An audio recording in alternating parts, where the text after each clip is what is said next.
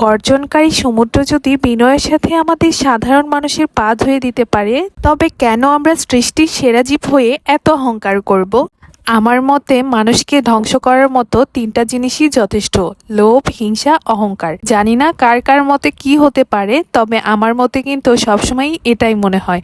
কথায় আছে না, লোভে পাপ, পাপে মৃত্যু। সেরকম অতিরিক্ত লোভ কিন্তু মানুষকে মৃত্যুর মুখে ঢেলে দেয়। এছাড়া অহংকার কিন্তু পতনের মূল। আমি একটা কথাই বলতে চাই, আমরা যারা ইউটিউবার ফ্যামিলি আছি সবাইকে যদি সাপোর্ট করি, তাহলে খুব দ্রুতই আমরা আমাদের লক্ষ্যে পৌঁছাতে পারবো। যাই হোক, এই ভিডিওটা গত সপ্তাহে করা, এডিট করতে করতে একটু লেট হয়ে গেছে। গত সপ্তাহে যখন ফ্যামিলির সবার সাথে পিকনিকে গিয়েছিলাম, পিকনিক কোন পদ্মার পাড়ে করব সেটা ডিসাইড করার জন্যই কিন্তু আগের দিন আমি আমার বোন এবং ভাইকে নিয়ে বেরিয়ে পড়েছিলাম পদ্মার পাড় ট্যুর দেওয়ার জন্য, যে কোন পদ্মার পাড়টা বেশি সুন্দর। তবে আন্ধারমানিক পদ্মার পাড়ে এসেই তো পুরো আটকে গেছি। এই জায়গাটা এত ভালো লেগেছে, আমরা ডিসাইড করেছি পরের দিন সবাইকে নিয়ে পিকনিক করার জন্য আসবো। এবার মূল কথায় আসা যাক। অনেকেই কমেন্ট করেছো, আপু আমার চ্যানেলের সাবস্ক্রাইবার কিভাবে বাড়াবো অথবা ওয়াচ টাইম কিভাবে পূরণ করব। তোমার সাবস্ক্রাইবার কিভাবে এত দ্রুত বেড়ে গেল সেটার প্রশ্নের জবাব আজকে দিব। আসলে সাবস্ক্রাইবার বাড়ানোর পিছনে অবশ্যই যে কাজটি করতে হবে সেটা হচ্ছে ভিডিওর আগে একটা কথা বলতে চাই, সেটা হচ্ছে ধৈর্য। আমাদের ইউটিউব চ্যানেলে মনিটাইজ পাওয়ার জন্য কিন্তু আমাদের অনেক পরিমাণের ধৈর্য নিতে হয়। কারণ অনেকেরই আছে 1 মাসে মনিটাইজ পেয়ে যায়, আবার অনেকের ক্ষেত্রে 1 বছর 2 বছরও কিন্তু কষ্ট করতে হয়।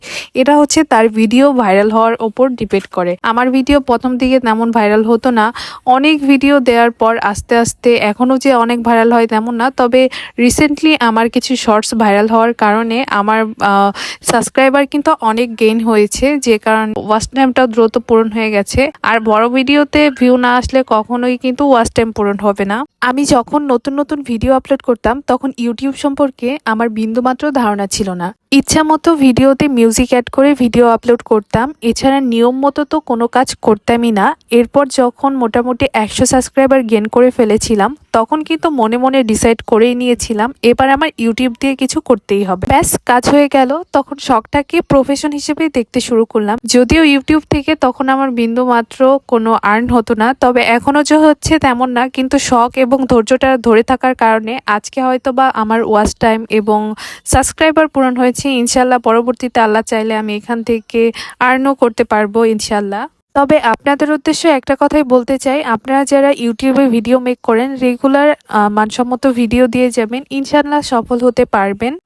যাই হোক, নদীর পাড়ে পরের দিন যেহেতু পিকনিকে আসবো, নদীর পাড়ে এসে তো আমাদের তেমন বেশিক্ষণ থাকার ইচ্ছা ছিল না। হঠাৎ আপনাদের ভাইয়া ফোন করে জিজ্ঞাসা করছিল আমি কোথায়। তখন বলে দিলাম আমি পদ্মার পাড়ে আছি।